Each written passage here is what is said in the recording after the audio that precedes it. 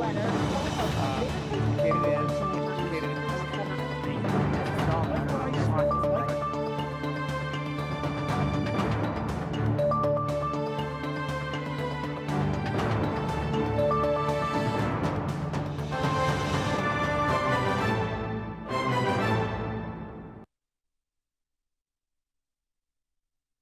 the Twin Cities, and there are races that we are watching all over the board.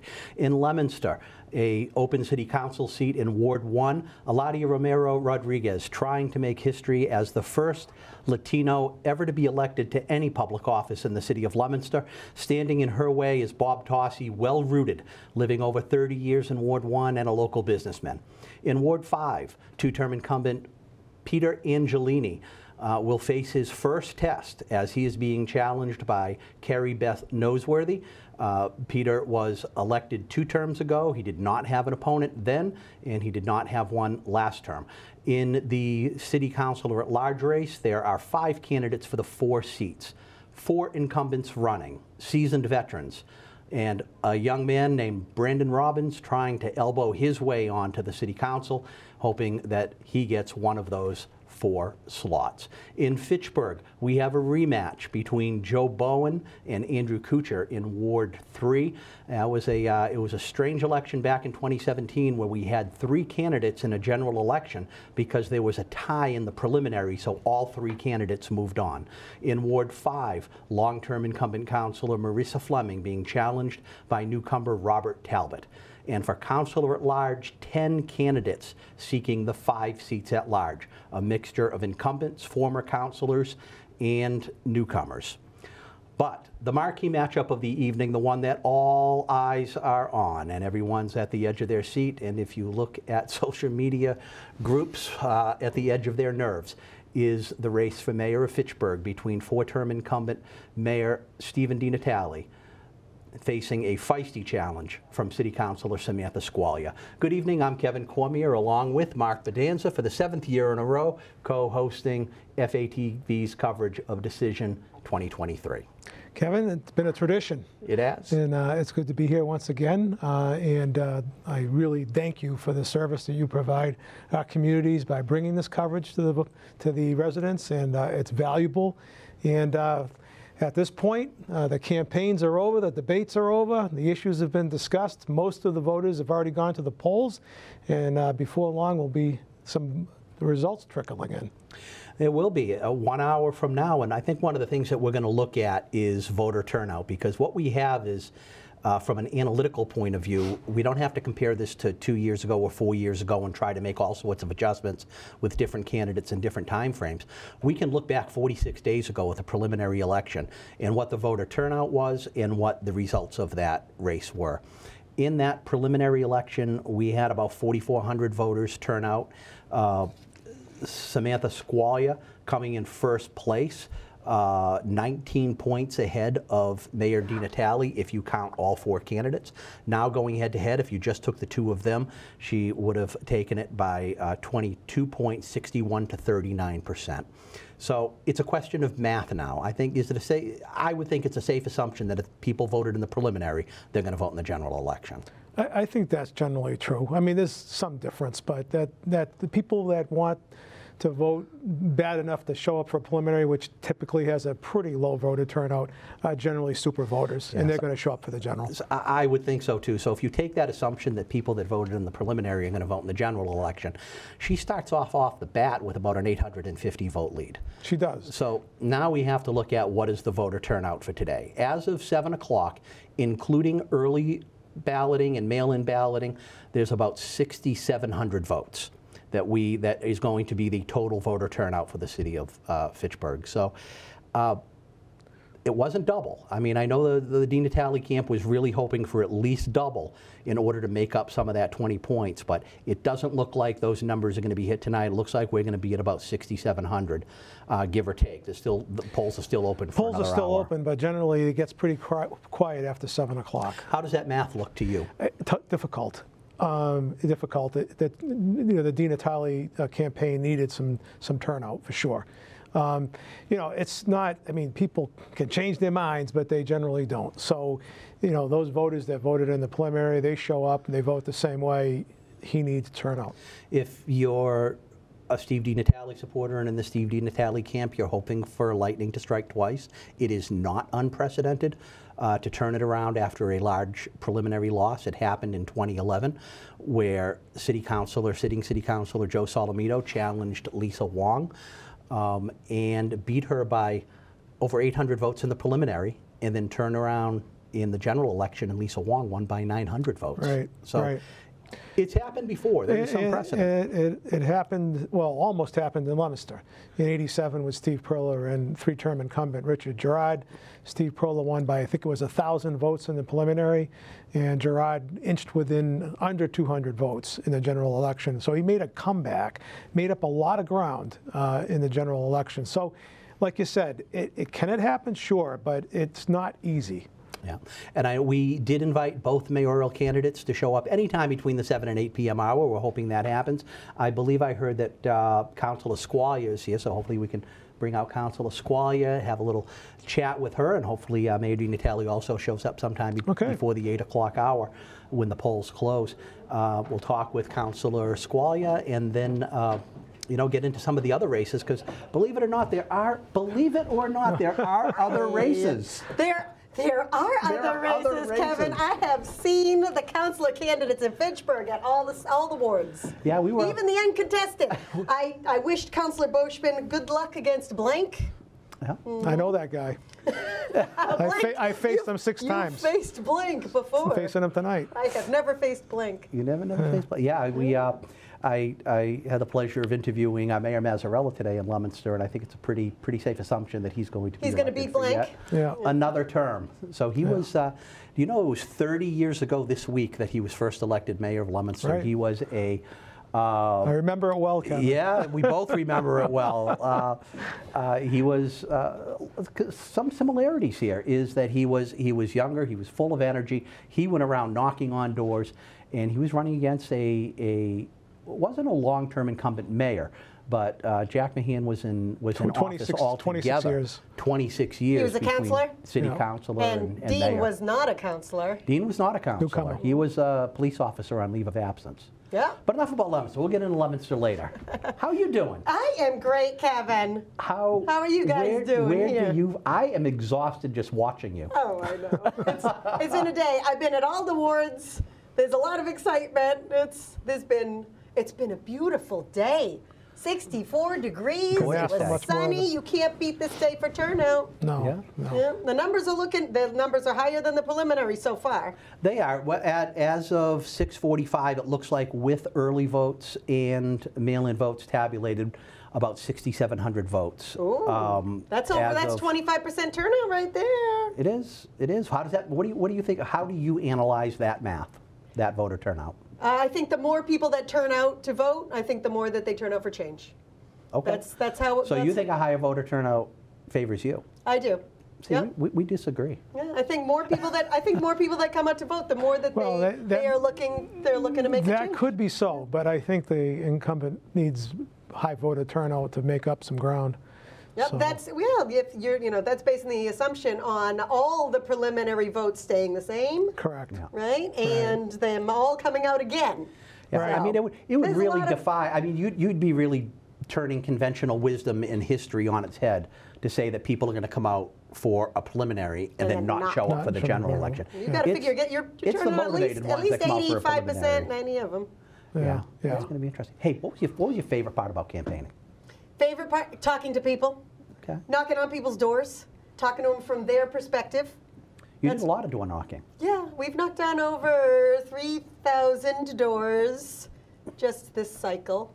Do they answer the Your door? favorite part wasn't the debates? No, Kevin, that was not my favorite part, but I did. All right, thank you for joining us. Have a nice night. I did enjoy all aspects, really. That was a good, that everything's been fun. You know what's fun too is holding signs and then people going, yeah, honk, honk, honk, yeah. That's fun. Did they answer the door for you? Huh? Did they answer the door for you? People? Yeah. Generally, yes. Yeah. There's very few that I'm like that I can hear them, and they're not answering the door. That happens sometimes. You see the curtain ruffle a little bit? Yeah, I'm like, okay. But nowadays you get the Ring doorbell. So you press the Ring doorbell, and then you knock and you wait, and then sometimes someone will talk to you, and you could leave a message. It's a lot of Ring doorbells this year, which are different. So did you knock on? Did you knock on doors where there was a sign for your opponent on the lawn? I knock on Or did every you kind door. of skip those? I knock on every door. Knock on every door? Yeah, let's talk. Good. Let's have a conversation. Think you changed anyone's mind? I don't know, Kevin. We'll find out tonight. We'll see. We'll see how the vote. You know what? That's what it is. We've done all the work. We've knocked on all the doors. We've held the signs. We've done the mailings. We've done the debates. We've had the conversations. We've chatted with people on social media. We've answered the questions. So now it's just, what are the voters going to It's up do? to Are they them. going to come out and vote for what? What are they going to vote for? I don't know. What was your least favorite part of campaigning? The vitriol on social media. Okay. That's probably the least favorite. You know, people coming out just personally attacking. The personal attacks in person. That's you know what? That's the least general. The personal attacks. And it's tough on family too. I mean, you have a daughter, a young daughter that, as you know, she's going to hear this too, and for all candidates. I mean, it's just in the last few years. I mean, social media is both a blessing and a curse. People can get pretty mean on social media in all sides, in all races. Oh yeah, I see people on social media saying some things that when I see them in person, they do not say those things. In fact, they tell me in person, they say, "Hey, yeah, actually, you know, we get along very well." And then on social media, they're over here telling people. It's easy to be crazy courageous stories. behind a keyboard, no question about it. We noticed that a lot on Flap TV, because we'll see someone on social media who has a lot to say, and they you know, get on we the say, TV, yeah, they're we say, quiet. okay, you have a lot to say. Why don't we come on and have a conversation about it with someone who has an opposing view, and it's an entirely different persona when they're facing the person that No question. they're having a difference of opinion with. Yes, I've noticed that too. That's but I just try to maintain, you know, our dignity, and we don't need to match someone's anger or divisiveness. We just, you know, we rise above, and we just be who we are. We don't have to match that kind of negative energy. If you come out victorious tonight, what does tomorrow look like for you? I'm going to sleep until at least 8 a.m. At least 8. Really? Oh yeah, but To then, me, that's the middle of the afternoon too. I'm a morning person like you. Yeah, and then if the voters decide to vote for the winds of change here, then we'll be calling people all day. We'll be talking to people. Is Nick going to get you breakfast in bed tomorrow? No, if you win? He doesn't do that. No, that's not going to happen. No, Not to be presumptuous, but if this works out the way you like, what do you think it'll be like thinking about governing instead of campaigning? well, it's going to be a lot of work, Mark, no matter what. I mean, it's been a lot of work, and then we're prepared for a lot of work to go, because, you know, Fitchburg has all the foundations of success, but we have a lot of concerns, a lot of problems that need to be addressed, and they're just multifaceted problems. So. Yeah, it was obviously, it's funny because one of the things that I noticed in this campaign is when she talks about the vitriol and the personal attacks, you see a lot of it on Facebook from supporters of one candidate, supporters of the other candidate. But if you look at the Facebook pages of the two candidates, it's all positive. It's all about accomplishments, talking about the future. It's the supporters.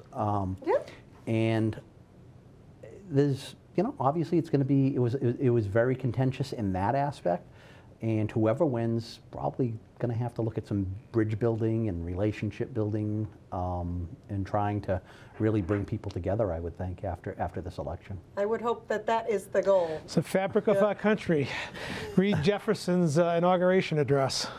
I mean, one of the most vitriolic elections there ever was in American history, John Adams and Thomas Jefferson, and all you have to do is look to that address. And he tried to conciliate. To bind the fix wounds. that burned bridge. Bind the wounds. Did it work? Bind the wounds. Well, it's created a tradition in American politics that's survived till today. That maybe we think that these modern times are filled with a lot of craziness. But if you go back and you look at the history, there were plenty of elections in our past that were just as crazy as the ones today. Worse.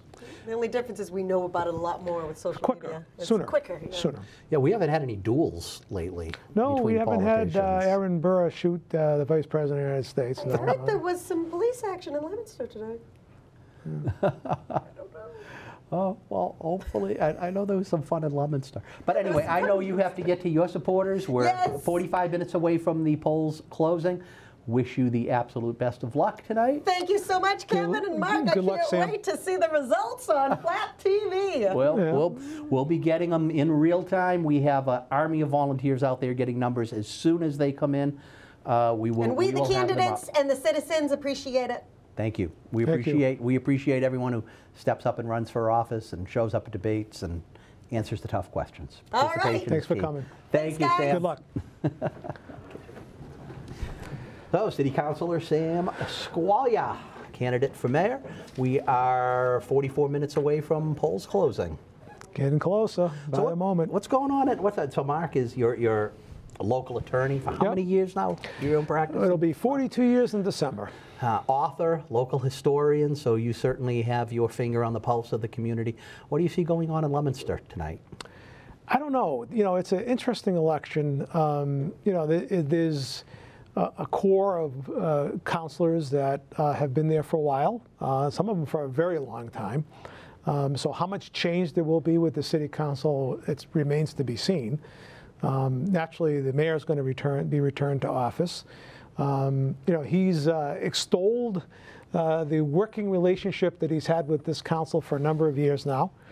Sometimes he's often saying it's the best council he's worked with in his 30 years. We've got a lot of positive things going in Leominster. Fiscally, we're in really good condition. We've got a $20+ million stabilization account. We have 5.5% excess levy capacity, meaning we didn't use 2.5 every year in the past. We built a $32 million police station without an override or a debt exclusion, unheard of, really, in an urban community. Our pension system has been fully funded. It's close to fully funded. It fluctuates with market conditions. There's no community in the state that can say that, none. So I don't think you could find a community in the state that can pair all those fiscal attainments together in one piece, never mind separately. So there's a lot to be proud of there. And you know, the mayor's had a great fiscal team, continues to be good. So, you know, obviously, you know, things change. Change is constant. Whether there'll be a lot of change, we're going to have a new councilor in Ward 1 either way. You know, whether we will in Ward 5 or whether we will at large remains to be seen. So there may not be a whole lot of change in Leominster, but there could be some change. So we'll see. And even the floods in September, you saw a whole community just come together when I think a lot of communities look at Leominster and say, wow, that really is a model. There's no, there's not, I mean, you certainly have different factions, right? You don't have Democrats and Republicans, but I think we can say we have the Mazzarella faction and we have the Higgins faction, right? And there's kind of, yeah. You know, it doesn't really come down to that, you know, on all issues. You know, you've sat there. 98% of the time, people agree. Right. I mean, most votes are 9-0. And people, I think, sometimes overstate what the council's responsibility is. You know, our responsibility, we can't appropriate money. You know, we can create a certain level of legislation. We approve the mayor's spending bills, but the city council doesn't have sort of unbridled authority. And sometimes people forget that. If you look at the infrastructure, you look at the financial condition of Leominster, you look at all of these different factors, it seems that the only thing Leominster is lacking right now is controversy. Well, you know, we can. Every community can find a little of that somehow. Yeah, but, I mean, we did in 2017, right? It was in 2017 whether you had the we had an or aberration. 2019, whatever it was, 2017. 2017, there was, you know, there was the school budget was a contentious issue. It was frankly, it was mismanaged. Not the current superintendent, a prior superintendent overspent the budget. Yeah, but in between the new superintendent being able to get the budget in line and I mean just the ARPA Well, funds that just well, flowed in don't over the past few forget, years. And don't forget, the Student Opportunity Act has finally been implemented the way it's supposed to be. And Leominster was one of those communities that was really impacted negatively by the way they were interpreting or executing that legislation. Now that it's fully implemented, Leominster is in a much better fiscal condition in terms of schools.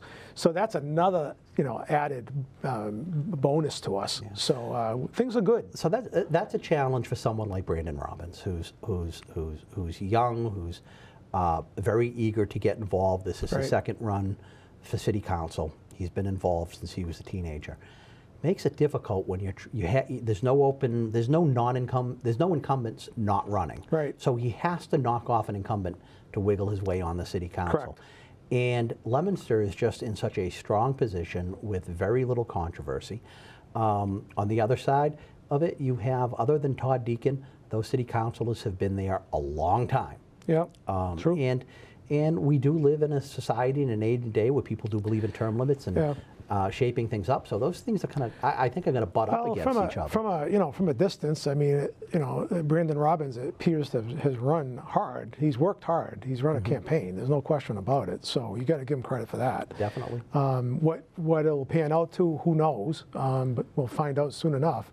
And then we have a young man on the school committee side, Caleb Weldon, who's worked very hard as well, who's trying to muscle his way into a position against.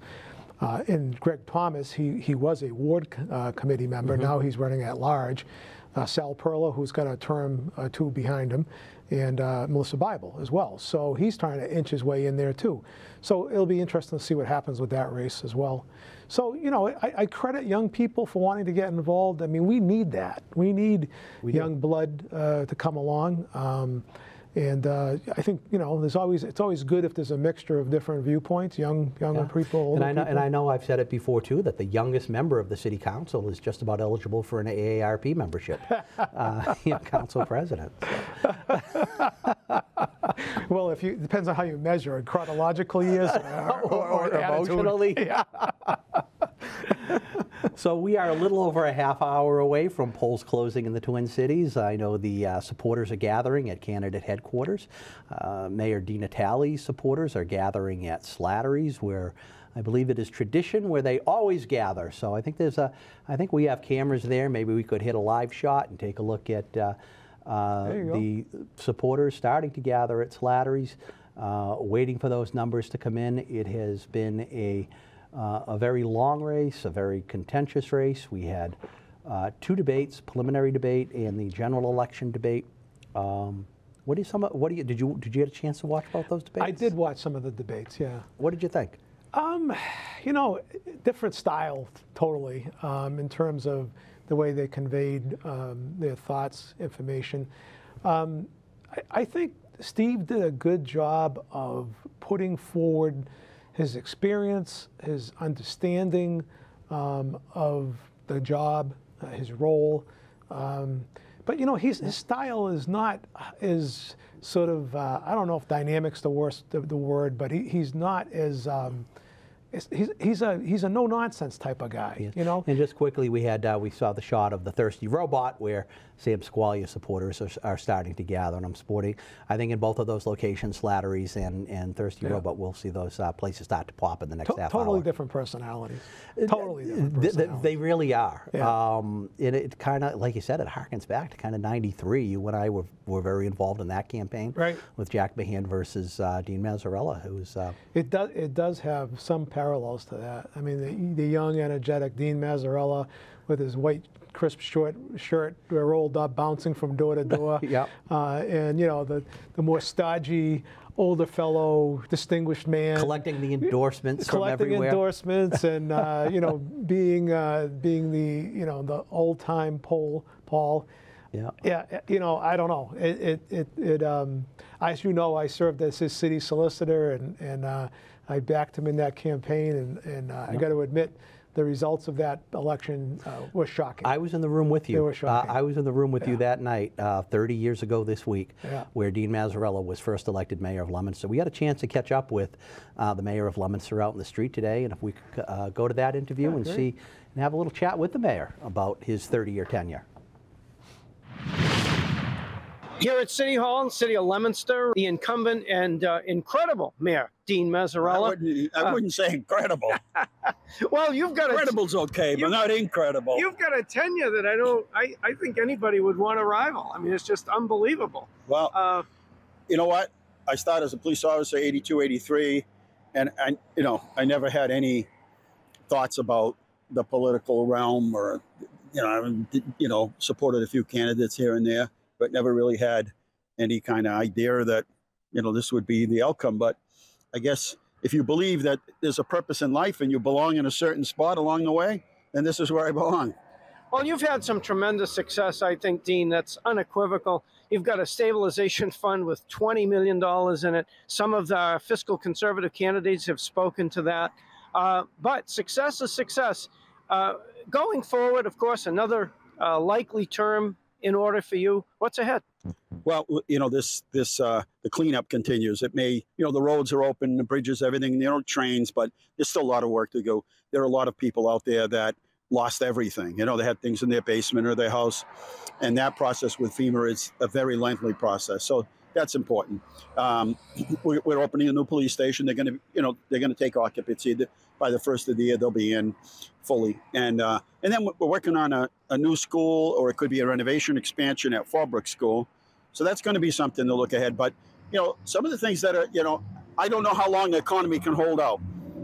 We're not pessimistic, but we use the good days to get ready for the bad days. And that's why we have a stabilization account. That's why we pay down debt.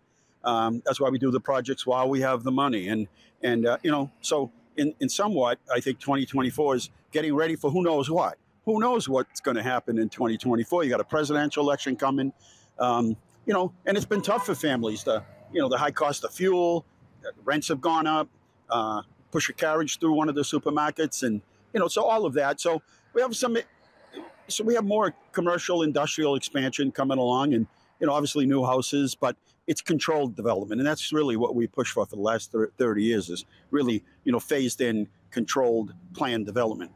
There's a lot of work to be done both at the local, the state, and the federal level. Over in Fitchburg, there's a contested mayoral race. Right. How do you see that going forward in the event of change? Public service is so much different than it was even when I started 30 years ago. Altogether different. It's electronic. It's faster. We can service more people faster. We can get back to people. There are so many vehicles for communication today that's a critical point, I think. I think the two communities working together is the most critical thing. We may be, you saw what happened in Lewiston. Well, Lewiston and Auburn are like twin cities. Lowell and Lawrence are twin cities. We have that sort of little bit of a competition amongst each other. Yeah, it's just competition amongst communities because you always wanted to be doing better, right? So if you can do a little bit better than the town next to you or the city next to you, and then next year they do a little better than you, that's just competition. That keeps you on your A game, But regardless of the outcome, I think, the two communities will continue to work together. We have a number of projects. When we do transportation projects in Leominster, remember there's so many exits off of 190 and Route 2 that when we do a project here, it benefits, southern New Hampshire, it benefits Sterling and Fitchburg and Leominster and everybody that uses the area. Next year, they'll start to phase into the Route 12 down by El Camino. That's a big project. They'll go from Sterling all the way down almost into town. Yeah. And hopefully the Water Tower Plaza project in front there will be done. So there are a whole host of projects that we're working on that will have regional impact. Here in the city of Leominster, the very successful. Just in time. It's time now. You know right? what that whistle is, and it doesn't bother you. Just in time to hear the whistle blow. The very successful Dean Mazzarella, City of Leominster Mayor. Thank you for your time today, and success ahead. Whoever would have thought 30 years ago that he'd still be mayor 30 years later. I remember when a political operative back in those days said he could make it 8 years as mayor, and I said, no way. So we talk about it's very, people are very content in Leominster, it seems. We'll find out tonight if there's any, if any of the incumbents face any problems. We talked a little bit about that councilor at large race where we have 5 candidates running for 4 seats. We were able to catch up with a few of them out of the polls today. If we can pull up those videos, I believe we were able to chat with Todd Deacon, Sue Shalafu Zephyr, and Brandon Robbins, who were out working at the polls today. Is there anything specific that you're looking forward to in these next 2 years? I just want big supporter of public safety, education, children, veterans, and the elderly. And that's where my main focus will still be, and also be strong, fiscally smart, working with my fellow councilors on the council. Tell us why you continue running, why you continue giving so much back to the city of Leominster. Thank you so much for coming to Leominster to cover these elections. It's really important. We like to get the word out there about municipal elections. And I am a city councilor at large. I represent the whole city. And I continue to run because I think I can contribute in a way that really helps the constituents that I serve. There are zoning issues, there are little issues, telephone poles, school issues are obviously a really important one, school budget issues. But there are a lot of issues that people have, the constituents have, that I think I can make a difference for them by being their voice on the city council. So that's why I keep running. The reason I'm running at large for city council this time is really over the past 4 years, I've represented all of our students, all of our teachers, all of our families on the Leominster School Committee, and I wanted to take my level of service to the next level. I think I've really done a good job being a voice for all here in Leominster, and I think I can do that on a broad range of issues with my experience. If you had to pick one of the councilors at large that may be the most vulnerable to an outside challenge, do you get a feeling? I don't have a clue. Anything can happen in a councilor race. I really don't have a clue. I mean, you could say the incumbents get returned, right? Which would make Robbins the odd person out. But, geez, who knows? I mean, that young man worked hard. There's no doubt about that. So you just don't know. I mean, look at the last election on the school committee side. We had a long-term incumbent at large, Sue Cola, who was a top vote getter in many races, not make it. So you never know. I mean, I really have no sense. Yeah, it's tough when you can have multiple votes for the same. It's like musical chairs. Someone isn't getting a chair. Yeah. Right? I mean, I remember in Leominster, I think Jenny Tossi served for a long time, and then she lost an election, then she came back, won an election, then lost again. And she was a top vote getter and then lost an election, both. Yeah. So Dan Mylott in Fitchburg, many years on the city council, lost a seat on the city council at large, came back onto the city council, and then was elected mayor. Right. So you don't know. You know, anything can happen. We do have an open race up in Ward 1. Bill Brady, after only one term, decided it wasn't for him. Yeah, it was an early exit. It was, but you know what? He has a great restaurant down there. Great food, so it's fine if he wants to concentrate on that. Concentrate on the culinary side of the world. Yeah, huh? that's fine. So we got a contested race up there between Bob Tossi, and who's has long-time roots in the city and in Ward 1, has lived in Ward 1 30 years. His father started a plastics factory up there that has continued to grow and grow. Right. That Bob is I think he's the vice president of now, very involved in. Yeah. And then you have Eladia Romero Rodriguez, who's worked a lot in the background in public service. I believe she is a legislative aide for Congressman McGovern. In the Leominster office, yes. Yeah. Yep. So she has a lot of experience with constituent services. It seems that both of them have really been working hard out there. Yeah, that's been a competitive race. So it's hard to say what will happen with that. Yeah. But. I know a lot of the establishment has gotten behind Bob Tossi, but the incumbent city councilor Bill Brady has actually endorsed Eladia Romero Rodriguez. Yeah, as a Republican, that's an interesting thing. But, it is, yeah. It's some of these alliances are kind of strange, both in Leominster and Fitchburg. When you look at some of the alliances. It's often said that local politics is nonpartisan, but I don't really believe that. I mean, do you believe that? I believed it at one point. Yeah. But I mean, you're seeing the Republican city committees, the Democratic city committees really sticking their nose into local elections now that are supposed to be nonpartisan. Oh, you've got to build parties from this. Yeah, but I don't know if do you really think That's good. I mean, look at what party politics has done on the state and federal level. Do we really want to inject that into the local level? No, but there's a certain amount of discord in politics, period. It's part of the equation. You can't get away from it. And a lot of times, I think local politics works in most cases better than state and national politics because the nuts and bolts that you're going through make sense. And there isn't, you know, the obvious decisions are generally patent. So people get together. Like I said earlier, I mean, probably what, 95% of the votes are 9-0 votes? So there isn't a lot of issues that come up. Once in a while, something comes up that's divisive and contentious, but it's not, it's not every meeting. It's not every month. It's here or there. Sometimes you can go, months and months without anything. So speaking about state politics and parties and state politics, we understand that Glenn Fossa is live at Steve D. Natale campaign headquarters with former State Senator Jen Flanagan. All right. And of course, we are live at Slattery's. Once again, the Di Natale camp assembling and coming in. With us, of course, Jen Flanagan, known to all of us in this area and, of course, statewide. Jen, great to see you today. We see an incredible group of people coming in today. Yeah, the excitement that we have here in Fitchburg today is just amazing. I think Fitchburg really epitomizes the heart of politics, especially when it comes to municipal government. So Election Day is like a holiday for some of us, and we only have about 20 minutes to go, and then that's when the real story starts. The state's celebrating a time when they've had a good run fiscally, surplus, and of course there's a bunch of folks that want to go a particular direction with funding in one way or another. What's your play on that? I really think you have to be able to balance what you want to do versus what you're going to need for that rainy day. Having served in the legislature during a time when we needed rainy day funds, you really need to prioritize what the needs are, look at the needs versus the wants, and really see how you can get the money that trickles down to Main Street. So it's a lot more than what the money that you're getting from the federal government and kind of shifts through the state. You really want it to have an effect on Main Street and the people that are really in your communities. You've been involved in state and local government most of your career in your life. You've done an excellent job from everybody's perspective that I know about.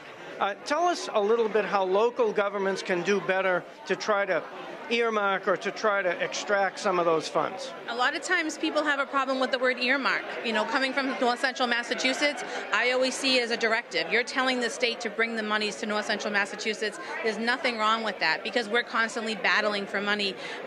We're beyond 495, so we have to fight for our thing. And I think that also we have a great group of elected officials here in North Central Massachusetts, and the one thing we've always been able to do is band together regionally and geographically for the needs of our community. At the same time, you've got to tell the state, listen, this is where we are. We've had the ice storm of 2008. We've had some of the major disasters that have happened in Massachusetts, and they know where we are. And your delegation has a really loud voice, so that's helpful. Fitchburg Access Television and Fitchburg Leominster All Politics continues. Back to the studio. Thank you, Glenn. And nice to see former State Senator Jen Flanagan served this area for quite a while. She did. Yeah. So back to that Ward 1 race in Leominster. We were talking about that. I believe we did catch up with both candidates today. Okay. Bob Tossi and Eladia Romero Rodriguez. So if we have that interview, if we could pull that up. What inspired you to run?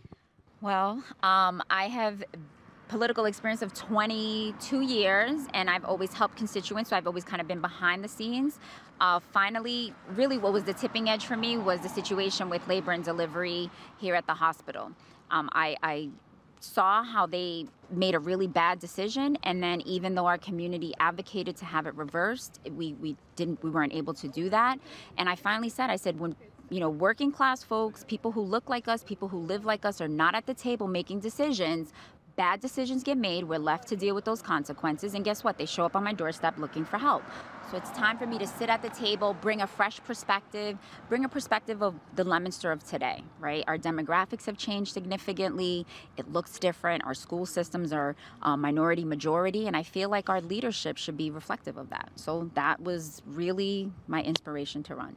Lessons learned? Any favorite parts during the campaign process? Wow, it's been a lot of work, a lot of hard work, but I think you see a lot of people that you may cross paths with during the course of the years that have spoken to me, that they're happy that I'm running, and it's just been a great experience. And win or lose, I've met a lot of great people and reinforced a lot of old contacts I've had. And on that, do you have, just in case, do you got a plan B planned? There is no plan B. There's no. Well, I have a full-time job, so it's not. This is just something just to help out. Plan B is I go back to work, back to the grind. Very good. We'll talk more about this in a second, but as I understand right now, Glenn Fossa was able to get a hold of Mayor DiNatale at Slattery's. We're going to go live to Slattery's with Flap TV's Glenn Fossa and Mayor DiNatale.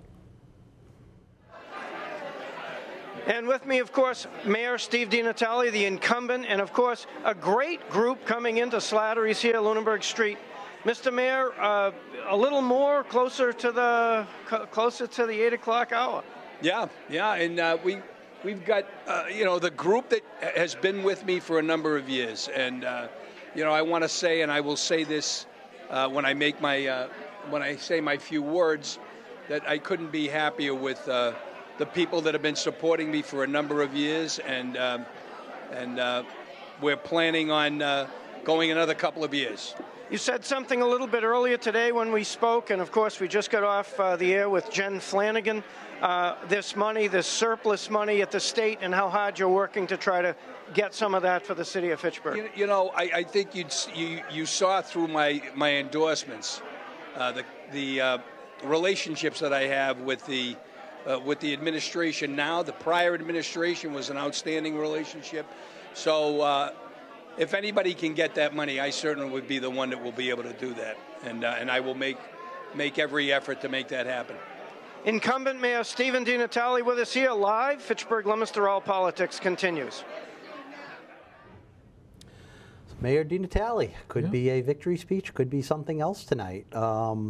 He's been mayor for 4 terms. He is trying to do something that has not been done since Jeff Bean, which is being elected 5 consecutive times as mayor of Fitchburg. And if you want to put a little bit of an asterisk next to that, if he were to be reelected and serve 5 full terms, he would be the first to do that since Alfred Wallacott back in 1938 to 1948. Alfred Wallacott elected and served 5 full terms.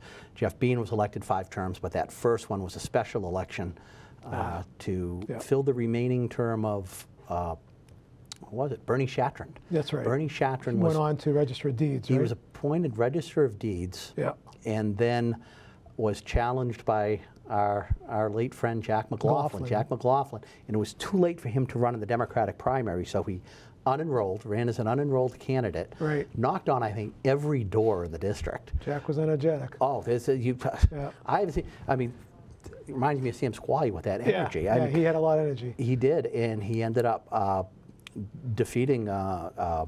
Shattrand. So he served a very, very short tenure as Register of Deeds. Right. Yeah. Remember that. And then Jeff Bean, elected 5 times, but again, that first term was only a half term. Back in my city solicitor days. Yes, back in my city council days, we had some good times with you as city solicitor, and that was a nice little fight with the city of Fitchburg. Right. We have one more interview in Leominster, and that is with the 2 candidates for Ward 5 City Councilor, 2-term incumbent Pete Angelini, who's also a big part of that industrial park fight with us. He sure was. And Carrie Beth Noseworthy. We've spoken to a number of candidates, some very fiscally conservative, others that want to spend. How does the Angelini campaign sit? Well, I have a track record of being fiscally conservative, and I think it's attributed to Leominster's financial condition. Obviously, there's a great foundation here before I arrived, but with our pension system just about fully funded, we've brought in advanced life support ambulance this past year. We built a $32 million police station without having to do a debt exclusion. So there are some really good things happening here in Leominster, and we want to continue in that mode. And I think, that can be jeopardized when you have new people coming in who don't understand the work and the time that's been dedicated to that fiscal foundation that's given us the opportunity to go out and leverage grant money. You know, so all those things are indicative of my candidacy and what the legacy I'd like to continue with for one more term. You feeling any momentum going into the election today? Thank you so much. I'm feeling a lot of momentum. I've knocked over 700 doors. That's really been the strategy. Going out, meeting the voters, hearing what's important to them, making sure that they know that everyone's voice is important in Ward 5, and I will bring that to the council, and I'm feeling really good. Awesome. That is great to hear. And is there anything exciting that you're looking forward to if you win this year's election? I'm just excited because this is the first time I'm running for office. I'm feeling really good momentum. I'm feeling really good about, I'm a female veteran with a disability. So I'm just excited to bring a new lens, a new energy to the council and to think about what we can achieve moving forward. We are 15 minutes before polls closing in the Twin City. We are going to go live to Flap TV's Alexander Vera at the Thirsty Robot, Sam Squalia campaign headquarters. Alex, to you.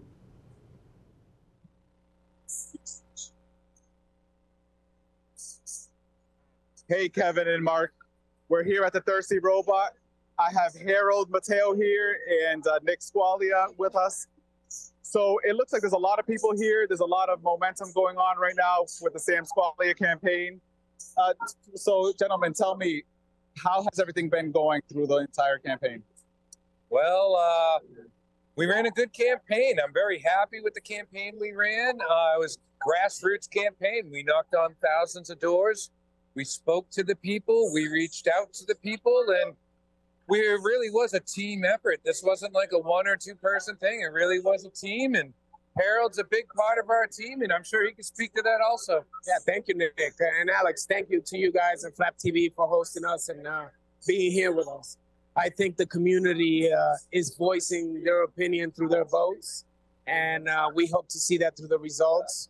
We're very happy as a team. I think we work very well together. And we're excited for what's to come for Fitchburg. So, yeah, we're very happy. Absolutely. And, you know, going out in the community, I did see a lot of Sam supporters. What happens if the results don't turn out the way you want them? What is going to happen after this? Well, we're going to go pick up our signs. I think we'll regroup. But I do have faith in that work that we have put in. It's been a very good effort, and I think it's going to be well. Yeah. Awesome. Thank you so much, gentlemen. Thank you, guys. Thank you very much, Alex. I'll tell you, that guy Nick Squalia, he's a worker too. He's a worker. Both spouses. I ran into Joanne DiNatale also at the Knights of Columbus today. We did an interview with her. I don't know if we'll have time to get to that interview. We're going to try, but very committed, very engaged, and Nick Squalia is too. Sometimes he's the spouses and the family members of candidates are even more invested at times in the candidates themselves. Yeah, it can happen. No question about it. Yeah. So it takes a lot to put on an election, as you know. Not only here, but at the polls, the city clerks, the poll workers, the police officers. I mean, the fire department going out, putting up lighting in the low lit areas, the DPW with the traffic cones, and some of the barricades that go up, and getting parking all set. There's a lot to go into that. We had a chance to catch up with our city clerk, Joanna Bellotta, to talk about the importance of poll workers and recruiting poll workers within our communities that help make these elections run smoothly and help keep it going. Oh, we owe them a debt. We certainly do. So let's go to that interview with Joanna Bellotta. Hey, this is Heather DeJesus with Flap TV, coming to you from City Hall in Fitchburg, and I am with Joanna Bellotta, City Clerk of Fitchburg. So as we led up to today, Election Day, and we walk in to vote, there's a lot that goes into it, I'm sure. We see the poll workers, we see the stations, the ballot boxes. Can you talk to me a little bit about all the work goes into it and exactly what the poll workers are doing to help us on Election Day? Absolutely. Thank you so much for coming and asking these great questions. So I have probably about 100 poll workers, and none of this would be successful without them for any community, whether you come from a small town or you come from a city. The number's bigger, but it's all the same process. We go through training. We start in July. Once they're appointed, we then start training. We have a state-mandated training. Then also just Friday before the election, we had a Zoom call. We've had 2 or 3 Zoom calls with the modern technology. I get my wardens on, I get my clerks on. We could talk about specific things. Geez, I noticed last election this happened. Let's work on that. So we did that this morning. I'll send them all an email reminder tomorrow morning, don't forget. And then they get there at 6 a.m. and they're there probably till 9:30, 10 o'clock at night. Everybody tries their best to accommodate the voter and make it a great voting experience. They really are committed to the process. Once the voter comes in, they vote. At the end of the night, they have to pick all that stuff up. Amazing. So looking forward into 2024's election, do you foresee any challenges coming up again for next year, either getting poll workers or any other challenges that the community should know about? Oh, thank you so much for asking me. That's a great question because I am in dire need. Due to the federal 2020 census, we have hit the mark per the Department of Justice that we have an interpreter, Spanish-speaking interpreter, bilingual person at every polling location. So we need 6, we have 6 polling locations, so I need a greeter, if you will, to work each one of my polling locations. So any bilingual person of Spanish ethnicity, we would love to have them reach out to us. They get paid for the day. It's a great place to work. They get 2 meals, Slattery caters. So it's a fantastic day, and it's a lot of fun. The poll workers really try to make it a great, enjoyable day. That does sound like a lot of fun, and who doesn't like free meals? Exactly, exactly. So as far as when they would have to actually start signing up and be committed to next year's election, I think you said that training started in the summer? Well, for the federal, we'll end up doing one in January, February for that March primary, because the state will come out with all new developments, new educational material that they need. So I'm seeing for starting 2024, the training will start in January or February. So. Perfect, perfect. So let's help out the city of Fitchburg, get more people involved in voting. Absolutely. I think we're going to flash here at the bottom of the screen some information, but just to be sure, do they just contact the city clerk? The city clerk right here at City Hall. The email is cityclerk@fitchburgma.gov. Just say, hey, I would love to be a bilingual worker. Perfect. Well, thank you so much for your time, Joanna. And exciting day today for sure. Thank you. Thank you.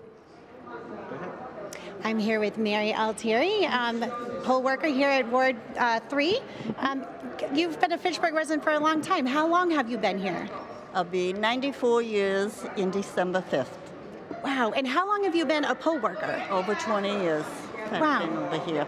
And what inspired you the very first time to be a poll worker? Well, I thought I'd enjoy it, and I did. I met a lot of people I hadn't seen for a long time, and it's nice to do it, to keep in touch. Perfect. And what keeps you going? Oh, I don't know.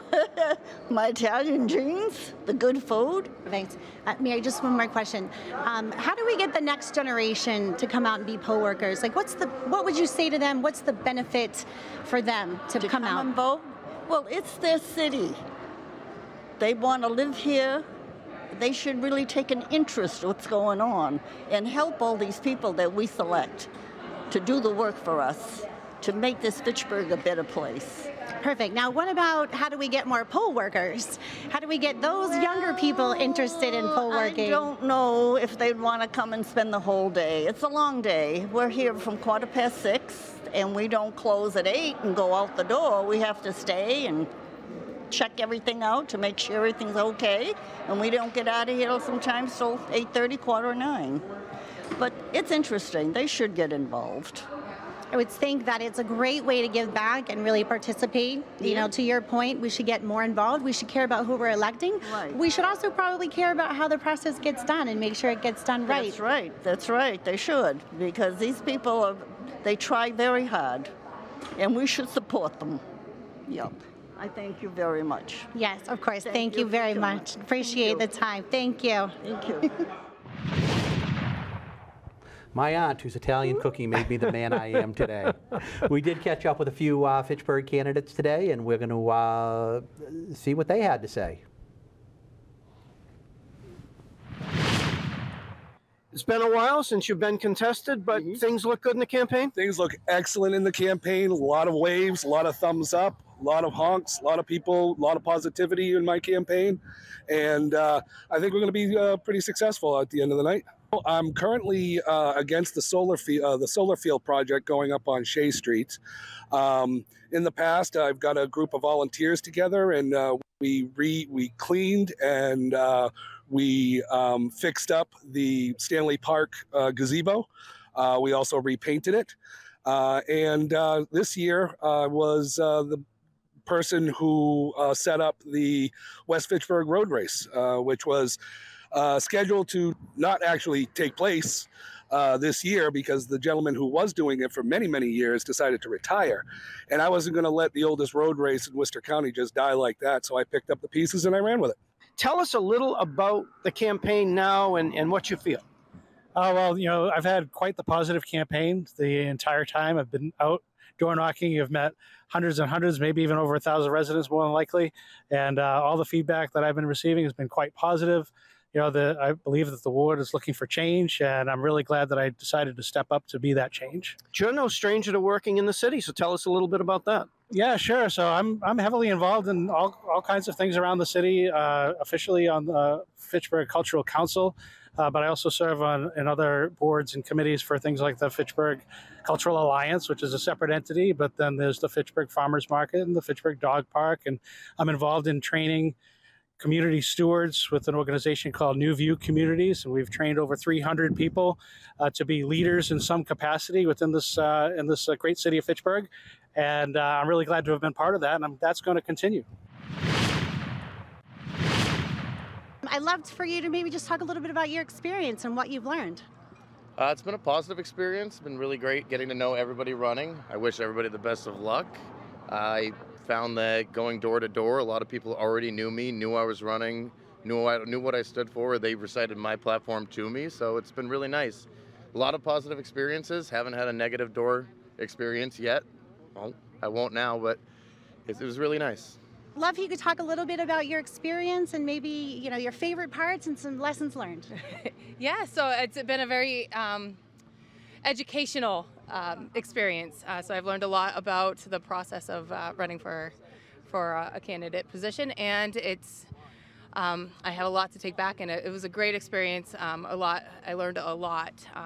So that's what I like the best about it. I learned a lot while I was on the previous council, and so I really want to bring that energy back this time around. I've learned a lot, you know what I mean, especially a lot around the budget, a lot around you know, housing expectation, housing needs in the city, and so those are really, really things that are passionate to me, and education. You know, so I'm looking forward to, you know, bringing some, you know, renewed energy to the council, and hopefully have an opportunity to be a bridge builder. For the betterment of our city. Perfect. Well, I appreciate your time and best of luck today. Thank you so much. I appreciate you. The countdown is on, Mark. 2 minutes until the polls Under 2 close in the minutes. Twin City. Remember the good old days when we didn't have these a flash drive to put into a ballot box and, Yep. and the results came out right away. We all gathered down at City Council chambers, and we had to wait for all the paper ballots to be delivered by a police officer to City Council chambers, and they'd Right. go into that back room, run them all through the machine, and there were times that we weren't out of there, even in a local election, without many contests for hours. Oh, it was all different. All different. What did you like better? You like knowing the results? I like this system better. I do. As I told you at the break, to me this is like waiting for a jury trial, you know, a jury to come back. Sometimes you just don't know. And but yeah, I like a more instantaneous answer. Yeah. And we should have results coming in fairly quickly after the 8 o'clock hour when the polls close. We do have a team of people. We have an army of people at every precinct out there. Nobody does it like you guys. Oh, we will have these results as soon as they are posted at the precinct. Right. We will have them. Unofficial, of course. Unofficial. Hey, we don't decide who wins. You know, those have to be certified by the city clerk and then the Secretary of State's office. But the numbers that come out of those machines are going to be pretty much what it is. Unless it's very close. If it's very close within single digits, you may have provisional ballots that need to be accounted for, but usually those are in the single digits also. I talked to the city clerk today about that. So unless something is within the single digits, we should have some answers and fairly quickly tonight. Yeah. So we are just 10 seconds away from polls closing and a new chapter, ending the chapter in Decision 2023. Our coverage continues. This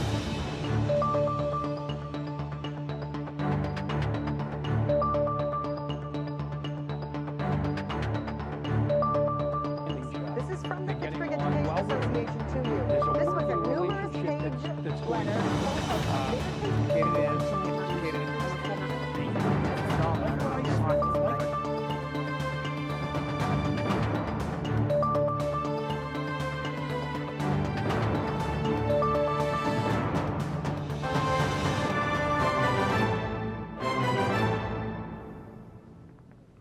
Polls have now closed in the Twin Cities. There's nothing to do now but get those results. It's a wrap.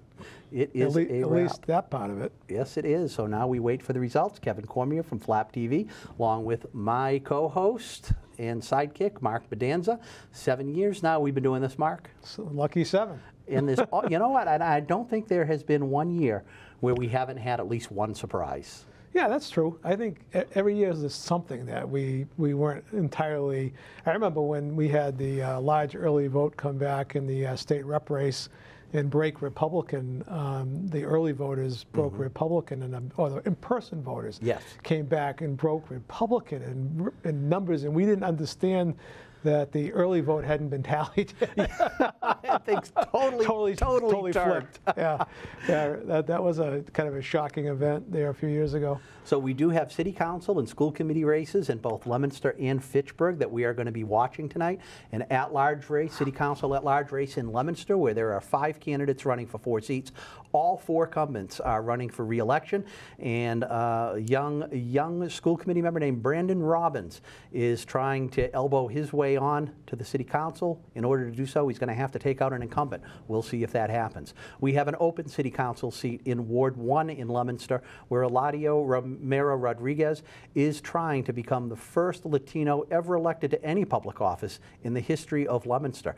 Trying to make history tonight in Leominster, but standing in her way is Bob Tossi, who has lived in Ward 3 for 30 years, has strong roots, both family roots and business roots in Ward 1. In Ward 5, Pete Angelini, 2-term incumbent city councilor, being challenged by newcomer Carrie Beth Noseworthy. In Fitchburg, we have a rematch between Joe Bowen and Andrew Kuchar in Ward 3. That was a very close race back in 2017, and it was a strange general election race as there were 3 candidates. Doesn't happen often. And it only happened because there was a tie in the preliminary election between the 3 candidates, so all 3 of them moved on to the general election. And Councilor Kuchar won that race, but now he is going to face Joe Bowen today, one-on-one for the first time. And in Ward 5, incumbent City Councilor Marisa Fleming facing a challenge from newcomer Robert Talbot. At large, there are 5 seats. 4 incumbents are running. 1 incumbent is not running. She's running for mayor. And there are 10 candidates running for those 5 at-large seats, a mixture of incumbents, former councilors, and newcomers running for those seats. But all eyes tonight on the race for mayor of Fitchburg, 4-term incumbent Mayor Stephen DiNatale being challenged by incumbent councilor at large Samantha Squalia. So, which precinct comes in first? I can tell you which one's going to come in last. Ward 1 in Leominster will come in last. It usually does, doesn't it? Doesn't 3 usually come in first? 3 usually comes in first. I don't understand, because it's not just by a little bit either. That Ward 1 in Leominster really lags behind the others, and has kept us in the studio more than once for waiting for those numbers to come in. And we do have a competitive race in that Ward 1 race in Leominster. And we're also probably may need those Ward 1 figures for that council at large race if things come up very close there as well. I have a sense things could be close there. Yeah, so we may be spending some time here. Yep. In Fitchburg, I can tell you that last, in the preliminary election, 46 days ago, the first results came in from Ward 1 in Fitchburg, which was actually the strongest ward for the mayor. That is his home ward. Councilor Squalia still did eke out a victory in Ward 1 in the preliminary, but it was only by 4 percentage points. Did she win every ward? She did win every ward. She did not win every precinct. Mayor DiNatale did win his home precinct in Ward 1, but if you take the Ward 1 numbers in total, he did win that she won it by 4 percentage points. But if you look everywhere else in the city, it was pretty standard across the city, where she beat him about 55 to somewhere between 30 to 35%. I think Stan Young had his largest in ward. What did he poll, Kevin? He got about 10% of the vote, but yeah. a couple of those he pulled a little bit more. A couple he pulled a little bit less, but. Yeah. So if you look at the numbers between all 4 of them, Sam Squalia got 54%, the mayor got 35%. If you just take the 2 of them and count those votes, the mayor received, Sam Squalia received 61% to 39% for the mayor. So I think the mayor's up against some tough math tonight, given the voter turnout. It doesn't look like it's going to be the huge voter turnout that he may need to make up some ground tonight. Right. That could be the challenge. Yeah. So right now, as we wait for the first results to come in, we are going to go live to Steve DiNatale campaign headquarters at Slattery's with Flap TV correspondent Glenn Fossa. Kevin and Mark, with me, of course, State Representative Mike Kushmarek. Mike, we've been talking to a number of folks tonight, including Jen Flanagan, the mayor. It's nice to see you here at DiNatale headquarters. We're kind of talking about the surplus that the state had, and it's kind of exciting but difficult in a way for every community to benefit from it. Give us your take. Absolutely. I think that's exactly it, right? The state had this one-time infusion of cash, both from unprecedented growth in the Commonwealth's economy over the past few years, but also because of a federal infusion of funding. And I think there's 351 communities in Massachusetts. Everybody's fighting for every dollar. I think the part, in many ways, that has made it so easy to be able to really open up the spigot of federal and state funding to Fitchburg has really been because of the team that we have in place here, from Congresswoman Trahan, Senator Cronin, myself, Mayor DiNatale. It's a seamless connection between all of us. We're always, we make sure that we're all on the same page before we apply for funding, before we request it. And really, I think Fitchburg has developed that reputation of, if you receive a grant or a state or federal earmark, these funds get to work right away.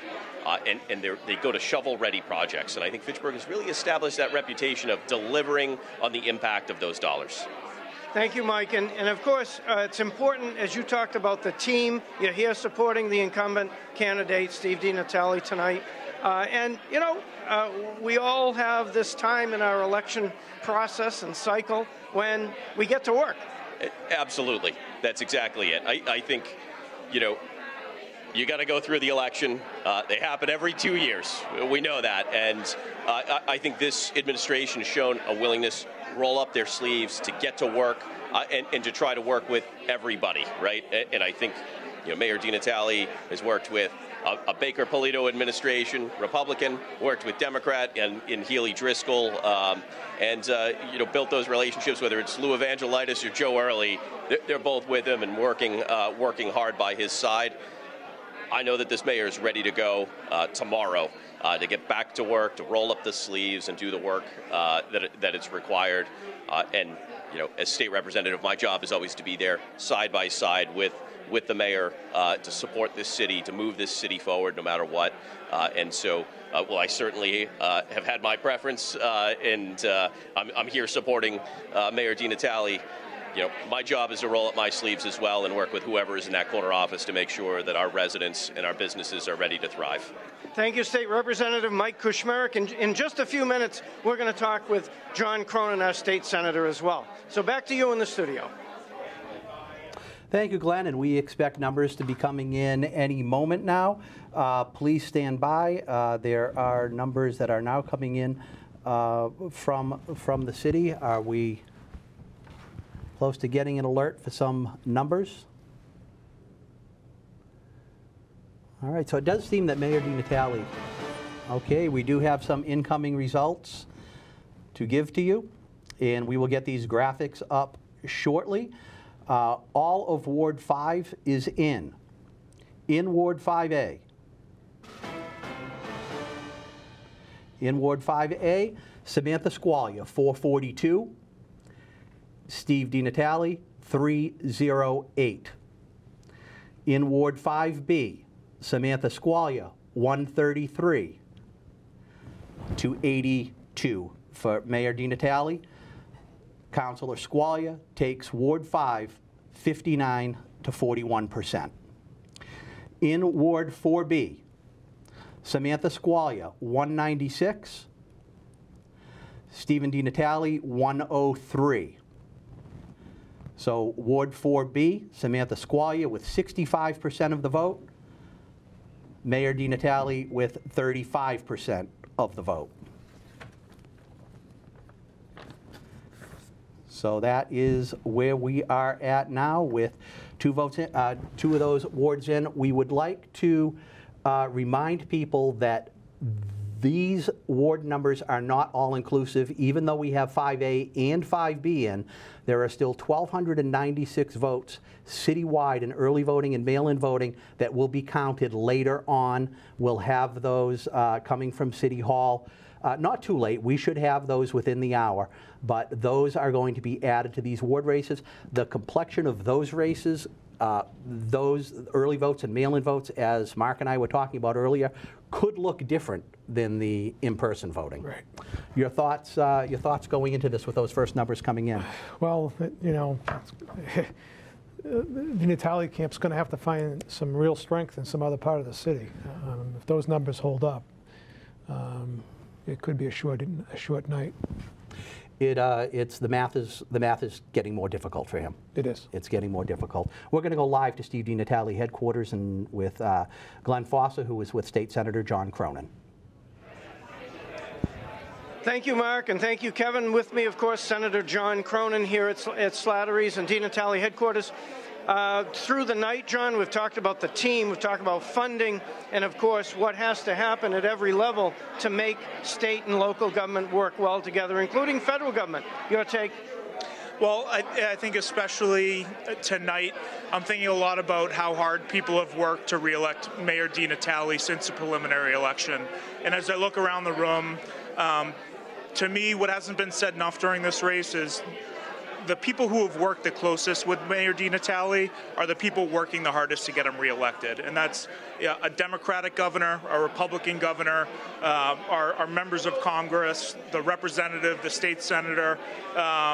So we all love the guy, and we all see how hard he has worked for this city over the past 20 years. He's got a remarkable record of public service. And so I think everybody is happy that this election is over. It was hard fought on both sides, and so we're waiting for those results to come in right now. Proudly wearing your VFW jacket here, I see, tonight. And of course, veterans play an important role in local, state, and of course, national politics. And we see veterans, coming out supporting the mayor.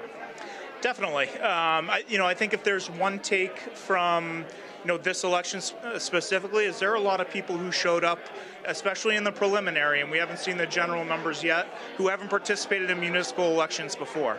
That's a good thing for the city. That's a good thing for all of us. So a lot of people who haven't been activated or paying attention before are, and in the long term, that's a win for no matter what side you're on.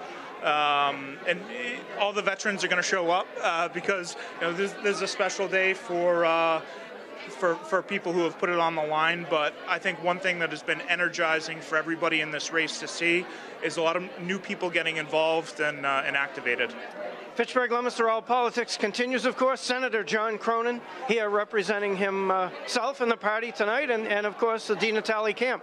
So more to come from Fitchburg, Leominster, All Politics.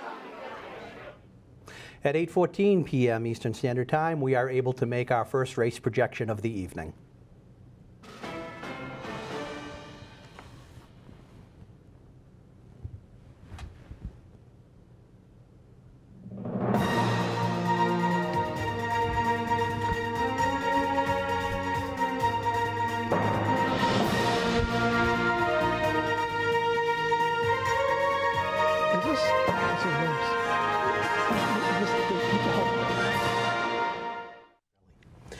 And FATV now projects that Marisa Fleming has been reelected as Ward 5 City Councilor for the City of Fitchburg.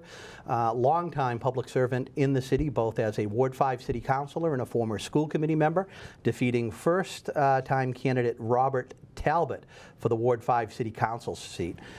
We can also take a look at some of the at-large results coming in. Surprisingly, in both wards that we have, surprise to me at least, it looks like we have a new front runner early on in the vote totals with Sally Cragen, the #1 vote getter in both wards 4A and in both wards 4 and 5. So if we go down there for a total of Ward 5, Sally Cragen, 496, Marcus DiNatale, 393, Amy Green, 478, Anthony Zarella, 518, Tom Hughes, 349. So those would be the top 5 vote getters. And it looks like Thomas McNamara is in there at 343, right behind Tom Hughes. So that's a horse race there. The total numbers in Ward 4, again, not including early and mail-in votes that are coming in. Sally Cragen, 330. Marcus DiNatale, 247. Amy Green, 318. Anthony Zarella, 288. Tom Hughes, 206. So those would be the top 5 vote getters in Ward 4.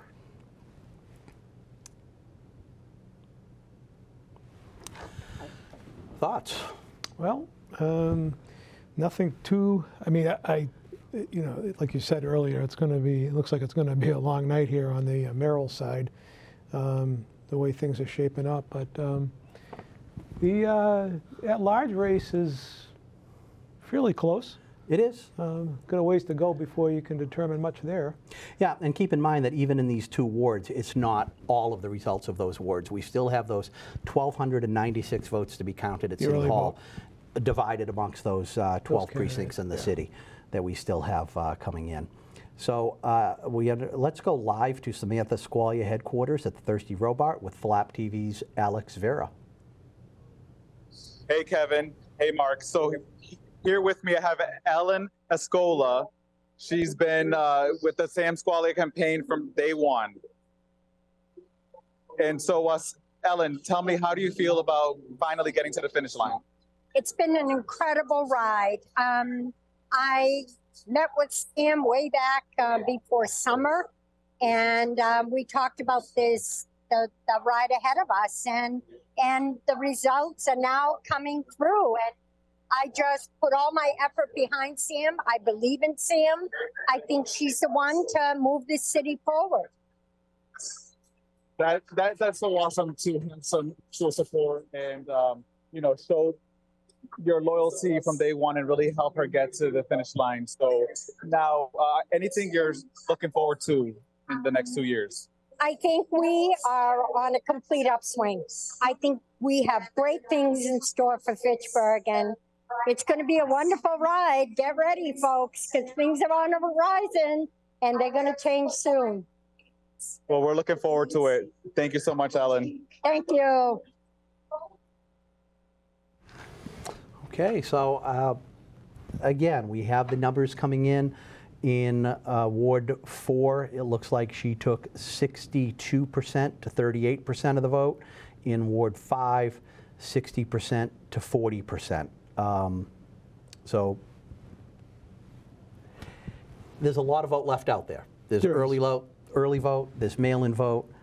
The math was tough going in for Mayor DiNatale. It looks like it's getting tougher. There's still a path, but that path is getting narrower. Yeah, very much narrower.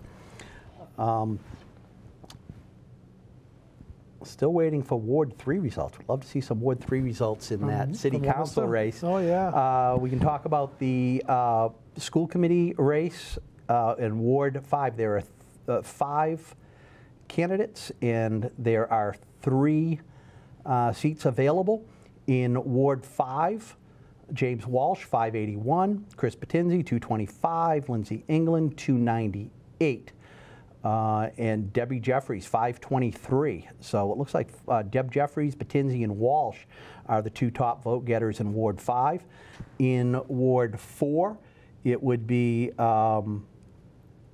James Walsh, 336, Debbie Jeffries at 316, and Lindsay England at 209. Those would be the 3 top vote getters in Ward 4 for school committee.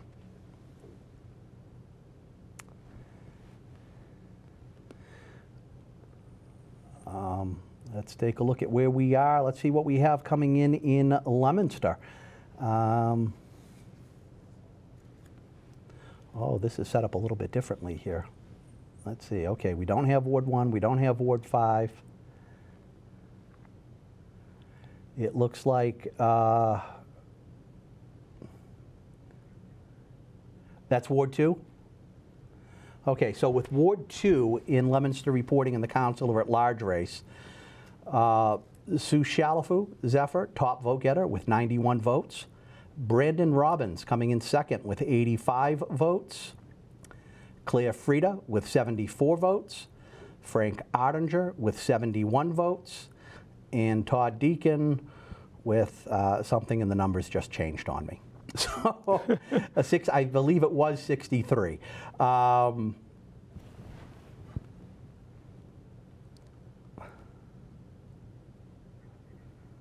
There we go. Okay, so we got I got the right slip here. So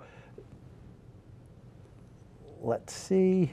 It is, yeah, that was all of Ward 2. So with all of Ward 2, now 2A, 2B, 2C, Sue Shalafu Zephyr, 279, Claire Frieda, 289, Frank Ottinger, 251, Brandon Robbins, 249, and Todd Deacon with 219.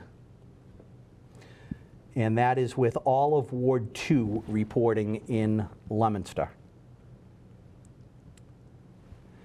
And we will wait for other votes to come in. Are we ready with the Ward 1 results in Fitchburg?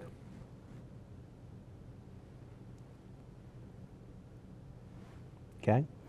So we're still waiting on some of those results. I see they are coming in, but they're not fully inputted yet. So we do have Ward 1 coming in. Also, Ward 6 is coming in. We're still waiting on Ward 2, and still nothing in Ward 3. That we're waiting on Ward 3, where we have that hot race between Andrew Kuchar and Joe Bowen. As it stands right now, the results that we do have in have Sam Squalia with a sizable lead in the early results, but we still have a lot more votes to count, Mark. We do. We do.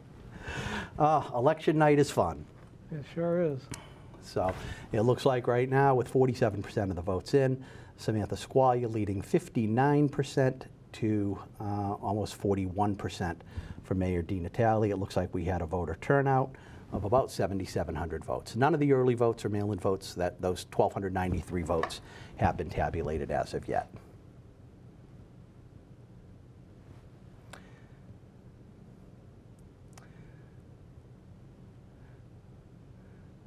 So it also looks like we have Ward 4 in Leominster. All 4 precincts are in, with Claire Frieda, 629. Sue Shalafu Zephyr, 607.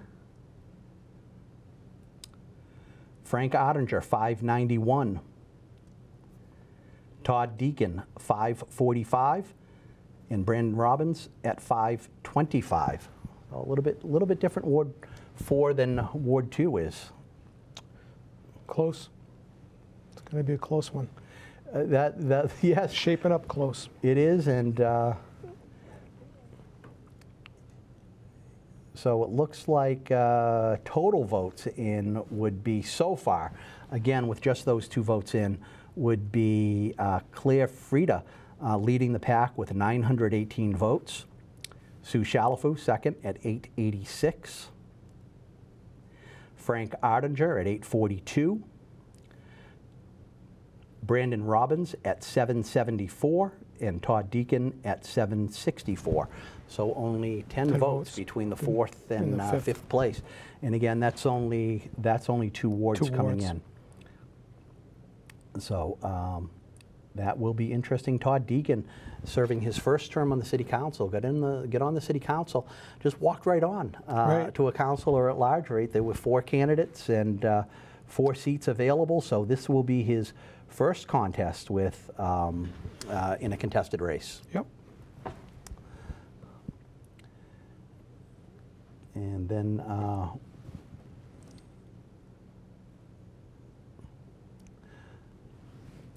moving on, are we set with Ward 1 yet?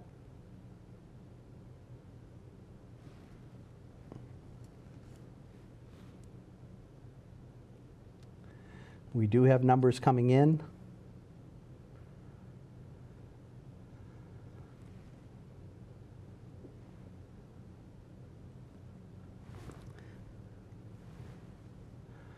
Okay, so we look at the 5 seats with 47% of the results in. Anthony Zarella with 742 votes, Amy Green 1720, Sally Cragen with 1679, Marcus DiNatale at 1391, and Beth Walsh at 1247. That rounds up the top 5 candidates so far with 47% of the vote in. We still have a lot more votes to be counted.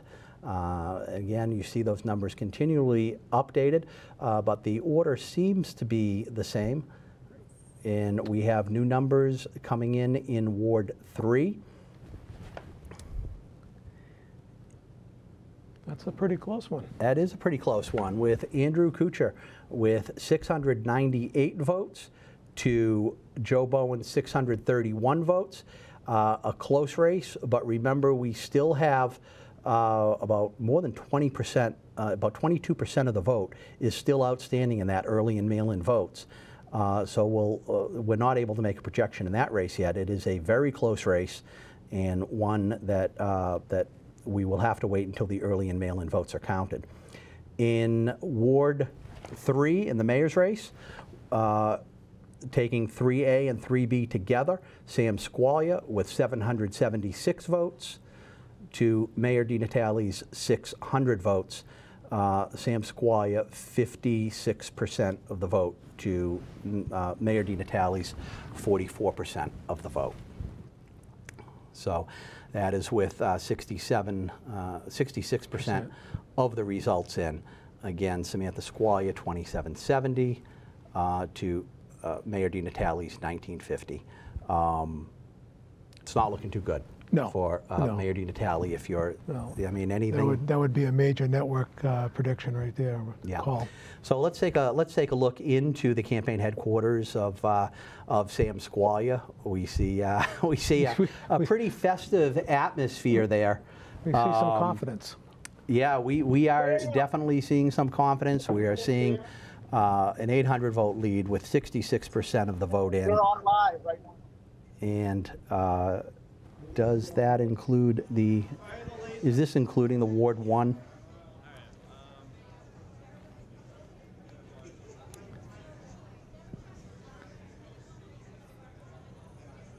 Okay. And now we are looking at Slattery's at Mayor DiNatale's headquarters.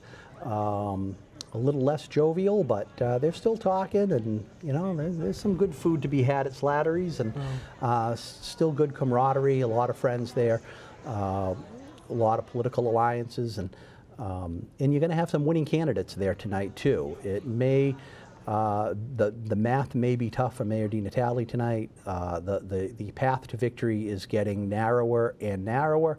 But some of those council candidates that have been very strong supporters of his are doing very well tonight. Leominster School Committee, we see Sandy Cucciara has defeated Caitlin Volpe for School Committee in Ward 3 with 100% of the results in. Again, there's no early vote or mail-in vote to be counted in Leominster. This is 100% of the vote. So it looks like a 90 vote victory for Sandy Cucciara. Yeah, it certainly does. So, thoughts on that one? Well, that one was tough, you know, 2 newcomers, so hard to say what was going to happen there, and, you know, fairly close race. So not entirely surprising. Yeah, 2 newcomers. Caitlin Volpe, very active with the Kids First ticket. It's one of those instances, and it's fairly new that we've seen in both Leominster and Fitchburg where candidates are running as teams. Yeah. We saw that in Leominster with both the Kids First on the school committee races, and we saw really some advertising and some co-advertising with Todd Deacon and Frank Ottinger. With being veterans and the veteran vote, we saw a push for that of co-advertising. In Fitchburg, I mean, there was unofficially, obviously, candidates teaming up, but really right out in the open, no bones about it, was Anthony Zarella and Beth Walsh, who walked door to door with each other. Oh, yeah. They did. They walked door to door with each other. They campaigned as a team, both on social media, on mailers, on walking door to door with each other, and says, hey, this being a city councilor is about teamwork, and we work great as a team, and that's what we're doing. Right. So it also looks like in the school committee at-large race with about 60% of the votes in, again, the top 3 vote getters make it to the school committee. Sal Perla leading the pack at 1519. He was the top vote getter last time out in his first run for school committee. Melissa Bible at 1400, and Greg Thomas, the current Ward 3 school committee member in Leominster, who is running at large, coming in 3rd at 1146. And a young man named Caleb Weldon, very, very bright kid, very personable young man. I followed him when we had our old flap group that he would participate in, and he came on our show a few times before he went off to college. Now he is back, and he is getting involved, and I had no doubt that he would. He's not out of it yet. He's not out of it yet. No, there's only 60% of the 60% in. Yeah, he's not out of it. He's a newcomer. That's a good showing. Yeah, so 23%, 19%. That's only 4 percentage points. So he can certainly make that up. We are now seeing it open up even more with over 1,000. Now that's over 1,000 vote lead at this point. Yeah, that's. I think this is over. It very well could be. Looking at the math, 79%. We have early votes, but you know, he basically at this point would have to get 100%, if not. I think it's going to be very difficult. Well, we're talking 7,700 votes, right? So you're talking, forget about it. Yeah, it's most likely. The math is getting very difficult, almost near impossible, and probably getting very close to be able to call this race and then look at those city council races. Again, the Ward 3 race in Fitchburg, with those numbers in, too close to call. We are going to have to wait for the early results and mail-in ballot results on those. With Andrew Kuchar, incumbent city councilor, leading 698 to 631. But again, there is we still have 22% of the vote out to be counted with early and mail-in votes. So that was an interesting race. I'll tell you, they were both out there working very, very hard. Both Andrew Kuchar and Joe Bowen. Shows it. Door to door. Yeah, it shows it. They were doing and we have a 100% of vote. 562 to 551, Bob Tossi and Eladia Romero Rodriguez. You don't get much closer than that, Mark Bedanza. 11 votes. You really don't. With 100% of the votes in. We do not know if there are any provisional ballots that were cast, so I don't think we're going to be able to call that race this evening. No. Provisional ballots, by the way, is if someone goes into the polling place to vote and for whatever reason their name is not on the voter list, but they show an ID, they're still allowed to vote. It could have been that they were taken off the list because they didn't return a census form, or there was some mistake on the voting list. But every once in a while, you may get you're going to get a provisional ballot, and those are only counted if the margin between the two candidates could be made up by those provisional ballots. So without knowing how many provisional ballots there are in Leominster, in Leominster's Ward 1, tough to call a race with only 11 votes. Yeah, no, you can't. So this is a little bit of a surprise. School Committee Ward 1. Yep, School Committee Ward 1, we see the results there. And then in Leominster, going back to the City Council races, it looks as if top vote getter right now is Claire Frieda with 2,283 votes. Susan Shalafu Zephyr with 2,155. Frank Ottinger with 2019. And Brandon Robbins in the 4th position at 1868. With Todd Deacon right now at 1819. Very close between Brandon Robbins and Todd Deacon. We still have 20% of the vote out there. So yeah, that's a tight one. Yep, so anything can happen there. It sure can. So going back to Fitchburg in the City Council race, and Sally Cragen with 3,016 votes. Marcus DiNatale, 2431. Amy Green, 3106. Anthony Zarella, 3095. So there you see the top 5 vote getters there so far. But again, it's held pretty steady. It is pretty steady, but it looks like pretty much only the early and mail-in votes are to be counted. The 1293, we should be getting those in, but it certainly looks like in the Fitchburg City Council race that it looks like it may be a race for that 5th place between Beth Walsh and James McNamara. Yeah. So James McNamara, a little bit of a sleeper. He had a strong debate performance, made roads his top priority, and drove that point home in the debates. And he's having a pretty strong showing tonight. Right now, leading Tom Hughes, who is a former city councilor and current school committee member, and also Derek Strasdis, Jessica Jacobson, and Miranda Tozier Robbins. Funny how the top 3 spots are flipping around. Yeah, they're pretty close too. They are. They are at the end, and that's. I mean, that's for bragging rights, though. What place you finish. I mean, right. It's you're either on the city council or you're not. Right. And in those top five races, Marcus did take a hit this year. It looks like, though he's usually the top vote getter, and didn't happen. This doesn't look like it's going to happen this year. Right now, holding strong though in the number 4 position. Looks like he's pretty safe. Yeah. But it would, that would appear so. Yeah, and we are going to go live to Slattery's, where Beth Walsh is, and it looks like she's in that race for 5th place with James McNamara. So let's go to Glenn Fossa at Slattery's. Thank you, Kevin, and Mark. With me, Beth Walsh, of course. We were bantering the proper English to use, cautiously optimistic, guarded, but this is down ballot stuff that makes this election very interesting. Ahead of James McNamara right now, but you're in it to win it. That's right. You wouldn't enter a race unless you thought you could win. I've been a city councilor before. I ran in one ward.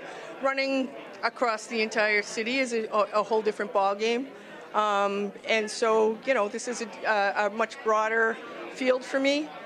There were 10 candidates for 5 spots. So again, the number of people involved, it cuts down the numbers. So, I think right now I'm in 5th place. And, if that's what it takes to get in, there are five seats, and I'm more than happy to take the 5th one.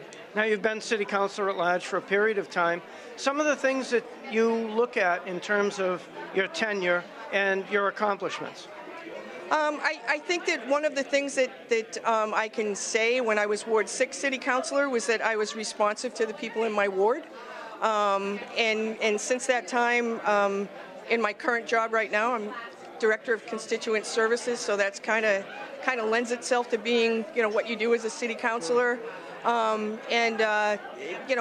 aware of the issues that are in Fitchburg. I know what the behind the scenes stuff is, how budgets get made, all of that kind of thing. So I wouldn't have run if I didn't think I could do the job. And I just think that I'm one of the top 5 candidates. So I'm hoping that the results show that. Very much so. You're a team player, and of course your breadth of experience being a college professor and having lived other places. There's a lot of buzz, of course. If there's a team change or a leadership change, how will you as a city councilor move the city ahead for the good of the city population? That's one of the things that a lot of people, so Anthony Zarella and I actually campaigned together, which was a little refreshing to some people because, we said we had worked together before and we'd like to work together again. So we did door knocking together. And one of the things that people would ask us is, what would happen if, there was a change in the mayor's race? And basically, as a city councilor, your job is to work for the city, not to work for the mayor. And so, you look at what's good for the city, and then you do what's best for the city. City Councilor at Large, Beth Walsh, candidate. Cautiously optimistic, but we think she's going to pull it through. We do think she's going to pull it through. Live right here from Slattery's, Fitchburg, Leominster, All Politics. Back to you. Thank you.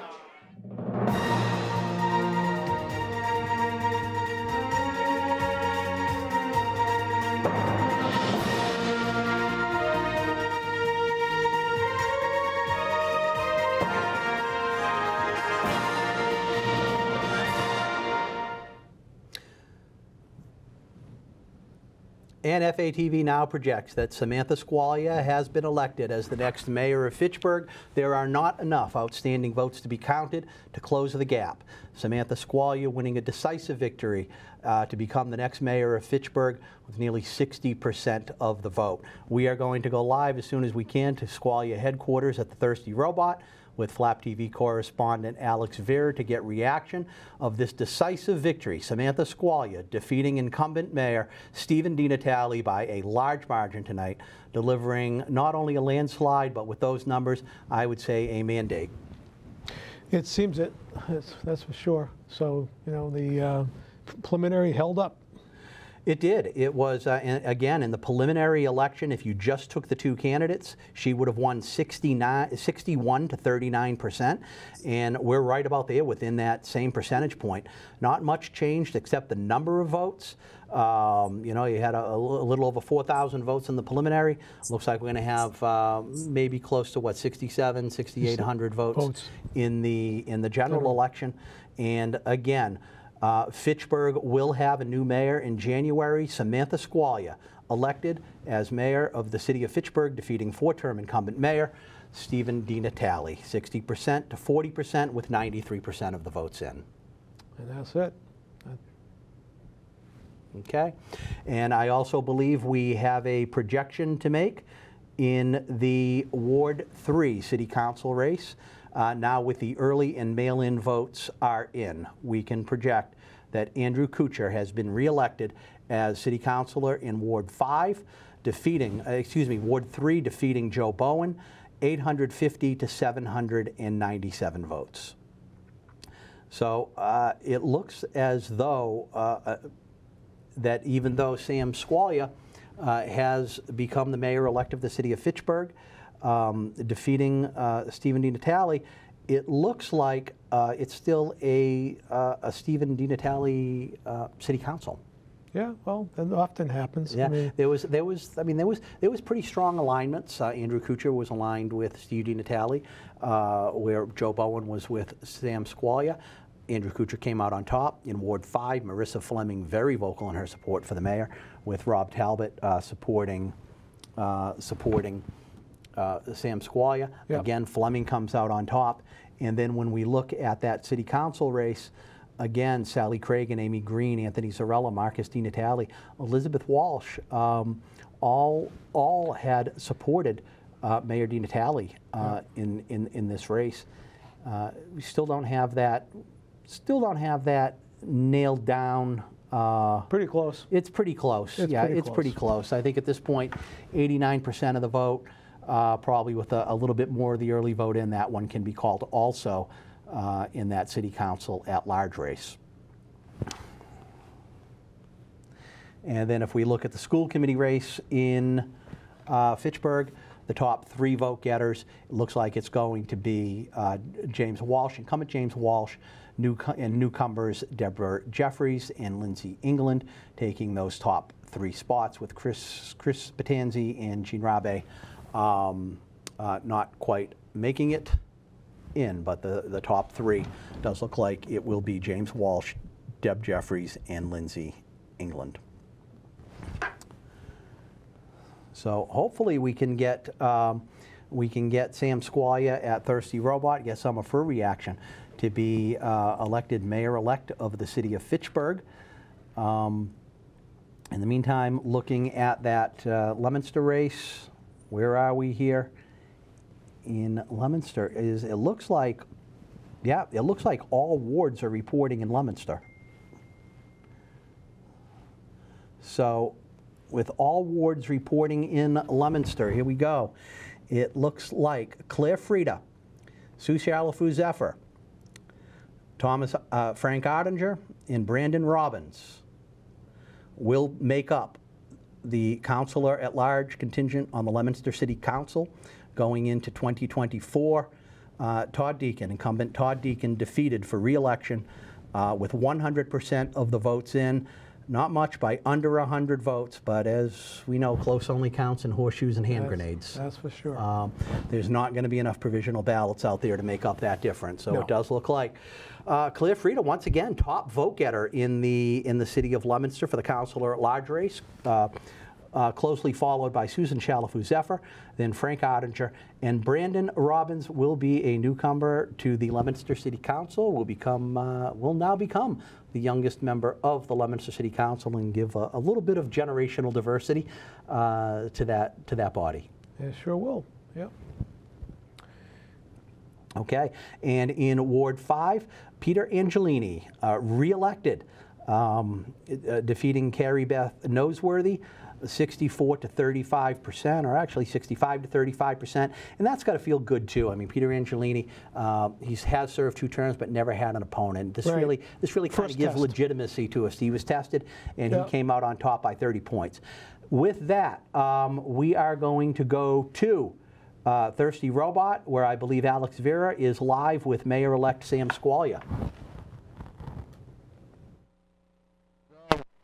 Mark, hey Kevin. I'm here at Thirsty Robot with Mayor-elect Samantha Squalia. Sam, how do you feel? Thank you, Alex. Thank you, Fitchburg. Is there a question? Oh, okay. That's how you feel? Thank you, Fitchburg. That's right. You know, that's what this election was about, really. It's about the people of Fitchburg coming out for positive change. That's what we want. We want transparency, communication, accessibility. We want change in Fitchburg, and that's what the winds have brought us today, Alex. Absolutely. As you can hear, there's a lot of energy going on here. We're making history with being the 3rd female elected to the office of mayor of Fitchburg. So congratulations. Thank you, Alex. Yes, we have Mayor Mary Whitney, Mayor Lisa Wong, and we have made history.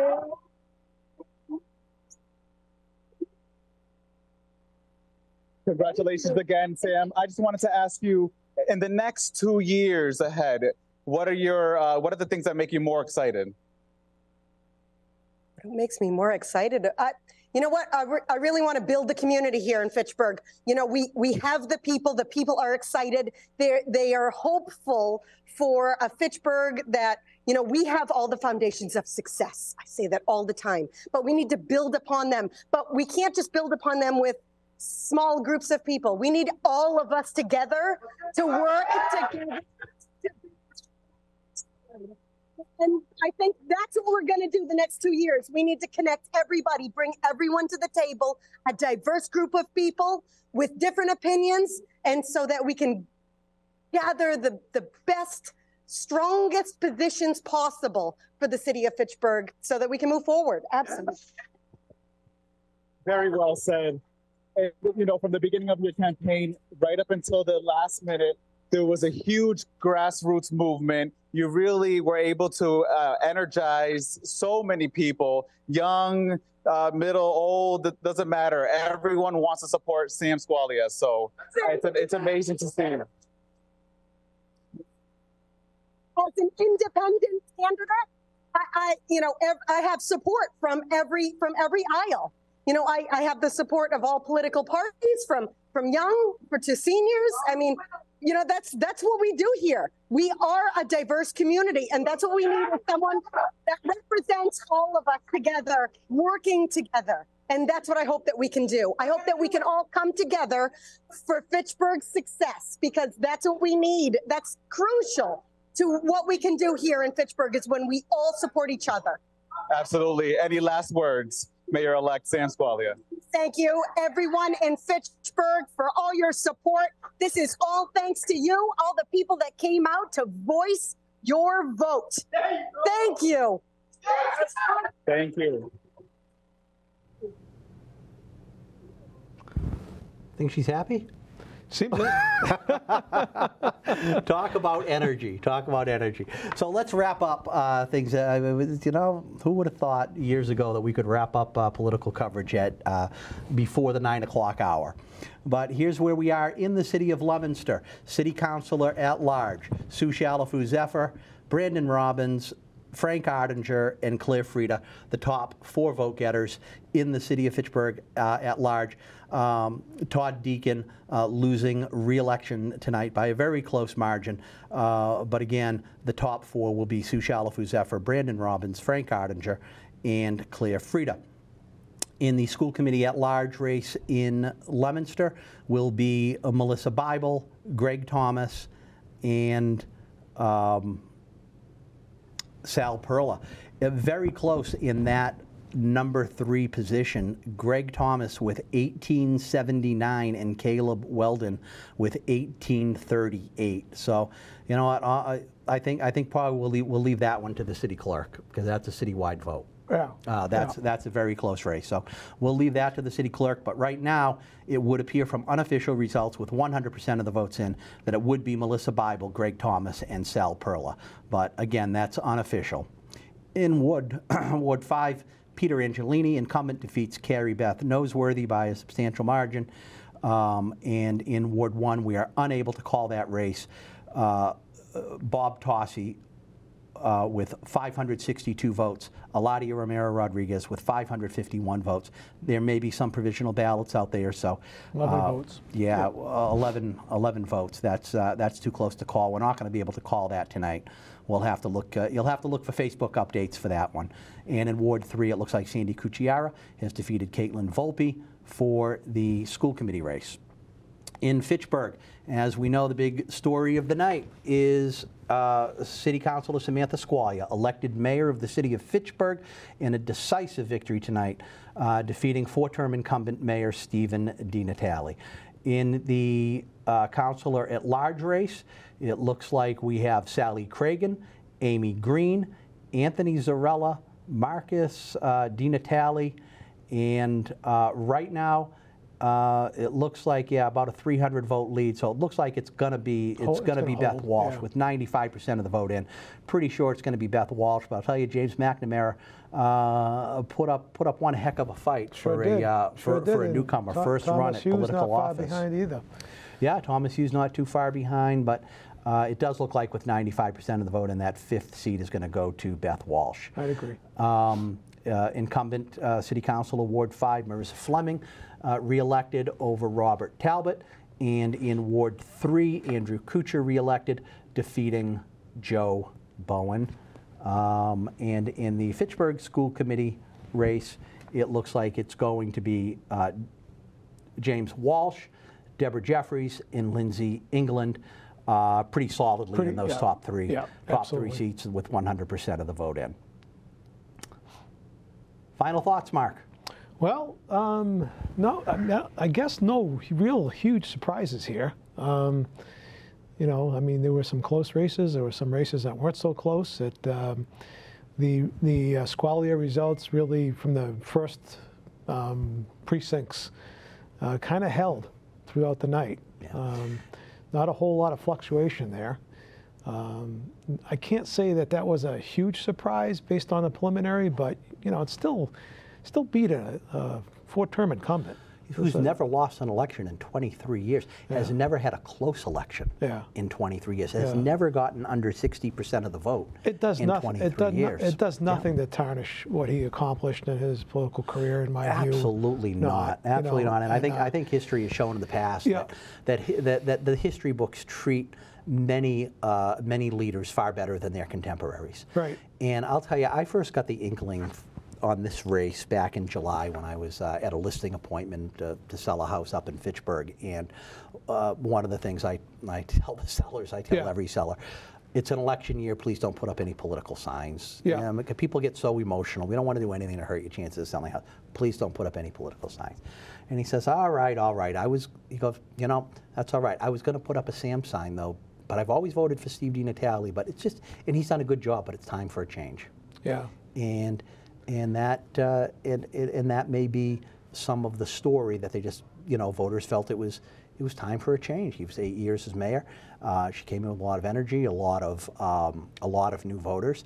But at the end of the day, I think years from now, when people look back and they think, and they hear the name Steve DiNatale, what they're going to think about is the ongoing renaissance of downtown Fitchburg. Right. I mean, between the theater theater block that's being built there, the artist housing, the city hall, the two-way Main Street, all of the private and public investment that's going on in Main Street, that is something that he really spearheaded. He promised to do 8 years ago, and he made good on it.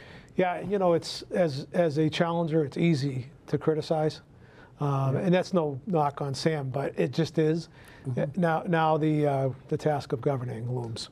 And it's going to be interesting because she's going in with a city council that mostly, for the most part, the vast majority of them supported Mayor DiNatale. I think, and getting to knowing a lot of these city councils personally, I think there may be an exception with two councilors. I'm not going to mention their name, but I think there may be two councilors that are just going to just fight her every step of the way, no matter what she does. But I think for the most part, you know, they didn't support her, but she was elected with a mandate. She was elected in a landslide, and at the end of the day, it's elected officials' jobs to represent their constituents and the wishes of their constituents, and do what's best for the city of Fitchburg.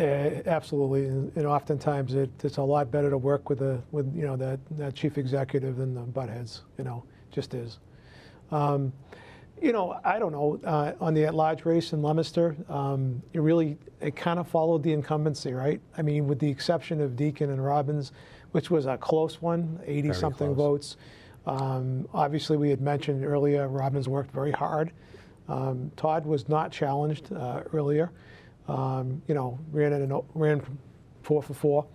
Yeah. But, you know, if you look at the longest term incumbent, got the highest vote total, and the second longest serving incumbent got the second highest vote total, and Ardinger was the third highest in third longest tenure, third vote total.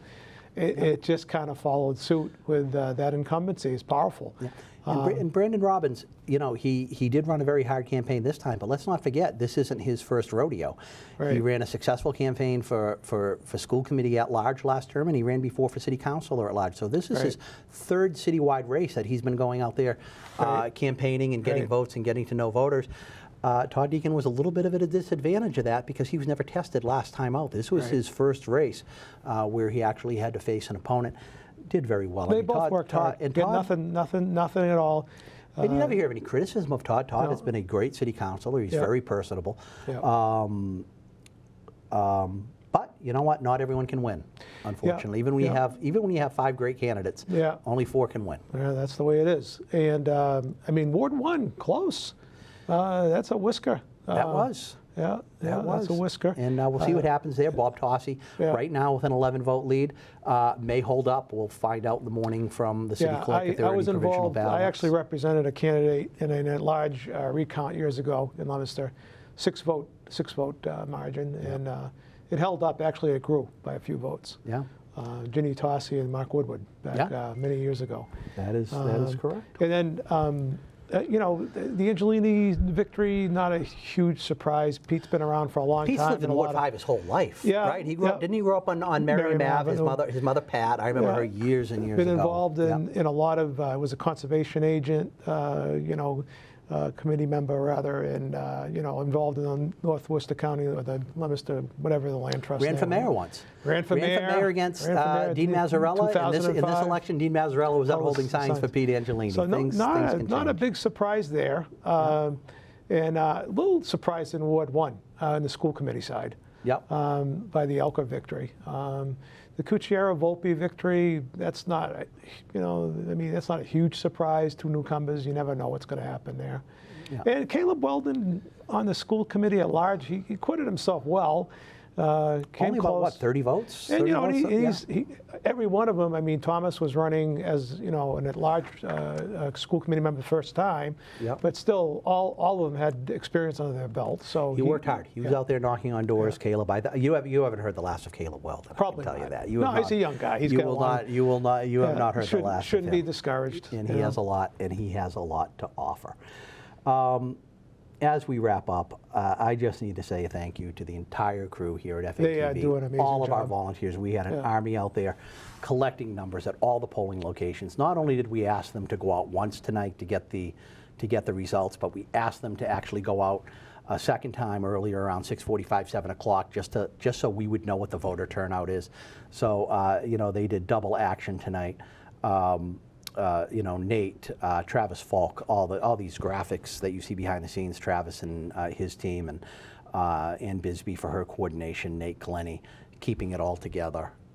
They all do an amazing job here at FATV, and Flap TV are all of our volunteers throughout this, not just tonight, but all through the debates and everything we've done in Decision 2023. Really, without a functioning newspaper. It was all on us. It was all on us, and I know I'm the face in front of the camera, but the work is done by those people behind the camera, and we owe them, the whole city, the cities of Leominster and Fitchburg owe them a big debt of gratitude. I couldn't agree more. They do an amazing job, and you know, thank you for having me again.